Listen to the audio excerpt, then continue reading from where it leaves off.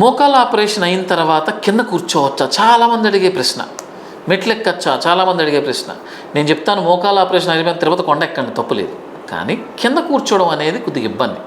ఎందుకంటే మనం మాట్లాడుకున్నట్టు మనం కింద కూర్చుంటే మన బాడీ యొక్క వెయిట్ 5 రెట్లు మన మోకాల మీద పడుతుంది. మోకాల ఆపరేషన్ చేసినప్పుడు తొడయంకు మార్చి మెట్లేస్తాం, మధ్యలో ప్లాస్టిక్ కానీ ఇండస్ట్రియల్ పాలిఇథిలీన్ అంటారు, కాళ్ళకు మెట్లేస్తాం. 5 రెట్లు మన ఈ మోకాల యొక్క లైఫ్ 20 నుంచి 25 ఏళ్ళు అయితే 30 ఏళ్ళు ఏదైనా చెప్పుకోవచ్చు. ఆ లైఫ్ దేని బట్టి డిపెండ్ అయి ఉంటుంది? ఆ మధ్యలో వేసే పాలిఇథిలీన్ వల్ల.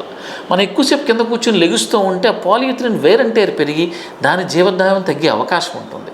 అందుకనే ఎమర్జెన్సీలో మాత్రం కూర్చోమంటాం, అవాయిడ్ చేయమని చెప్తాం, కూర్చోకూడదని కాదు. అట్ ద సేమ్ టైం మీకు 70 ఏళ్ళు మోకాలు ఆపరేషన్ చేసాం, ఆపరేషన్ చేయకముందు మీరు కింద కూర్చోలేకపోయారు, ఆ తర్వాత ఆపరేషన్ తర్వాత ఎలా కూర్చోగలుగుతారు?